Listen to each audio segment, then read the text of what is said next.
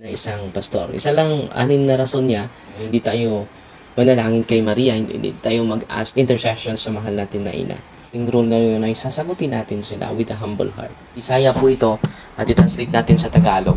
Unong karason nga nung dili katubag si Maria sa atong mga pag-ampo. So may anim na reason daw na hindi makasagot si Maria sa mga dasal ng mga tao. Makarinig ba si Maria sa panalangin natin, si Mama Mary? Makarinig, mga kapatid. 2 talata lang ibigay ko sa inyo. Read it.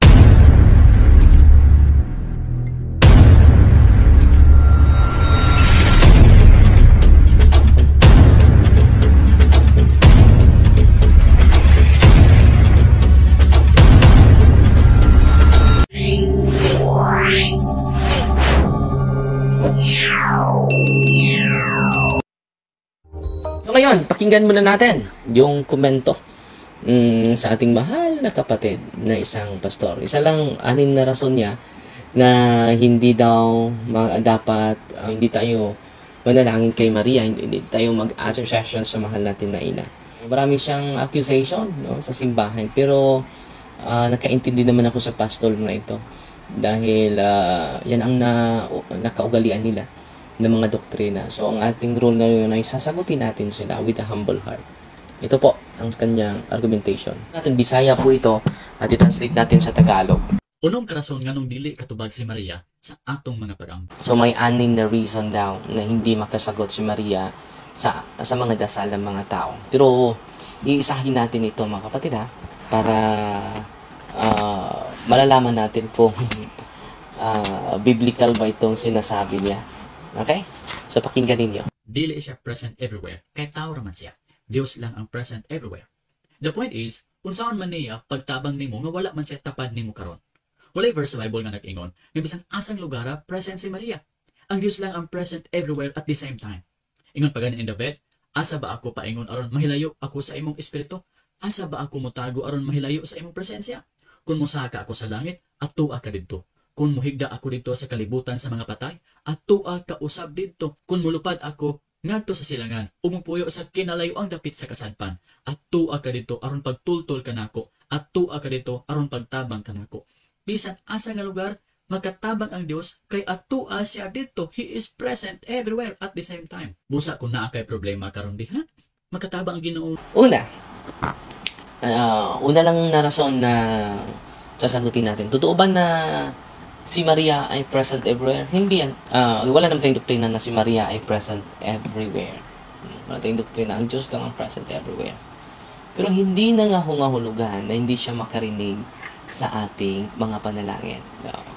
Makarinig ba si Maria sa panalangin natin, si Mama Mary? Makarinig, mga kapatid. Meron ka bang talata dyan, Father Darwin? Meron ba? Sige. Inistanin nyo 2 talata lang ibigay ko sa inyo. Ready na ba kayo? Patapusin natin yung kapatid natin. So, He is present everywhere at the same time. Busa kung naa kay problema karon diha, makatabang ang Ginoo nimo diha karong tagna. Kung dungan kita na ako'y problema po dere, makatabang ang Ginoo kauban nako dere ing lugar tungod kay presensya diyan Present pud siya diha at the same time. Apan dili ingon ani si Maria. Present lamang siya kauban sa Dios sa langit karon, apan dili siya. Salamat, inaamin niya na si Maria pala ay present sa langit. Pero hindi siya present everywhere. Okay? So therefore, walang kabuluhan yung pagrorosaryo mo. Pagrorosaryo ni Father Darwin. Dahil si Maria ay hindi present everywhere. So sagutin natin ito.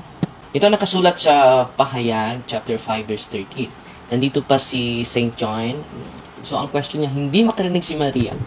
Dahil si Maria ay nandun lang sa langit kasama ng kanyang anak. Pero tayo din dito sa lupa, hindi siya makarinig. Totoo ba yan? No? Tingnan natin ang sinabi ni Apostol Juan. No?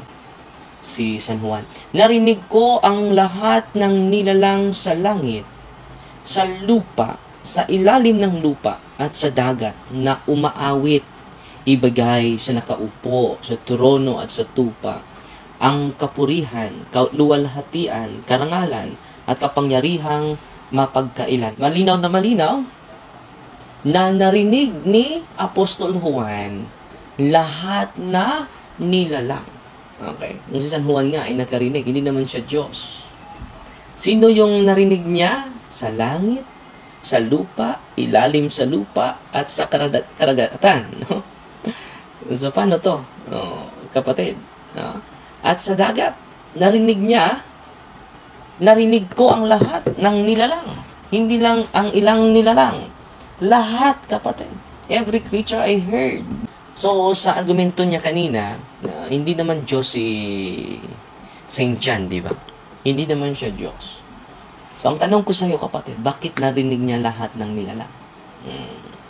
So, kung si San Juan niya, ordinaryong santo lang, lalong-lalo na si Mama Mary, full of grace siya eh. No? So, ito po yung doktrina ng simbahan. May biblical foundation na tayo.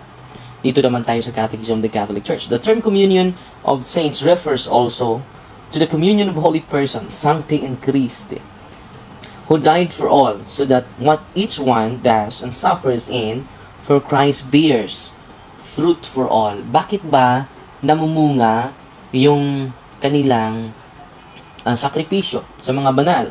Because they suffer in and for Christ. At nagbubunga ito ng maraming bunga, not because of them, but in communion to Christ. So, ang kapangyarihan nila, hindi sa kanilang sarili. Patuloy tayo sa 962. We believe in the communion of all the faithful of Christ, those who are pilgrims on earth, the dead who are being purified, and the blessed in heaven, all together forming one church. And we believe that in this communion, the merciful love of God and His saints is also attentive to our prayers. Bakit makarinig sila?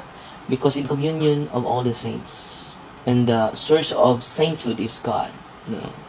So they are in communion to God, the Father, the Son, and the Holy Spirit. So kung nakarinig ang Diyos, because they are one with God, they hear our prayers. Patuloy tayo.